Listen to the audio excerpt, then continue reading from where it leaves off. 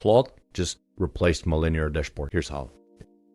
All right, so yesterday within Cowork, I saw a new feature called live artifacts. Basically, dynamic artifacts that automatically update and they pull in data from your connectors. So I have linear connected, I have Slack connected, I have my calendar connected, and I have Gmail. I have some other stuff as well, but I feel like they're based off of your existing connectors, but you can also always, of course, add new ones.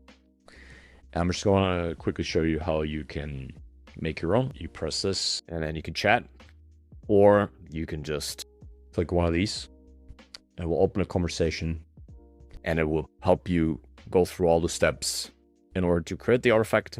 It's all already built in. And then what happens is it will appear here pinned, but I think you can also, just remove it. But it's probably useful to keep around because, as it says, right, they keep updating. So this morning I came in and I looked at Slack. Let's do less some days, whatever. Live artifact.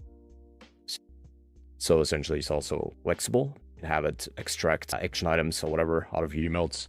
Well, ultimately, we'll walk you through steps and then you will end up with a pinned live artifact here. And they look essentially like this, right? So essentially this is my Slack digest. It doesn't seem to work in super well yet, as you can see, but ultimately this will show when it was updated.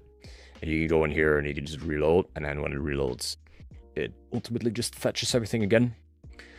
I expect this to become better over time. I also expect this to auto-update more often because otherwise it's not really that useful. But ultimately, this is a way for you to build essentially, your own linear dashboard or Slack digest without having to run a scheduled task, which is what I did before. Although I think I like scheduled tasks better, honestly, just because it opens up a new conversation and is more focused and I can ask follow-up questions, right? So it can look at, and then I don't have a way to act on it. So I do still prefer scheduled tasks. But if you build a lot of dashboards and you try to keep them up to date manually, I think this is an interesting thing for you to explore.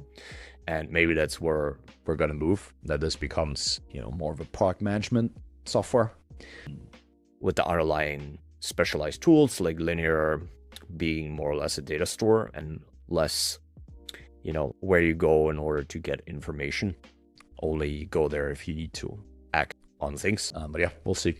That's how it works for now. And if this stuff sounds interesting to you, feel free to subscribe.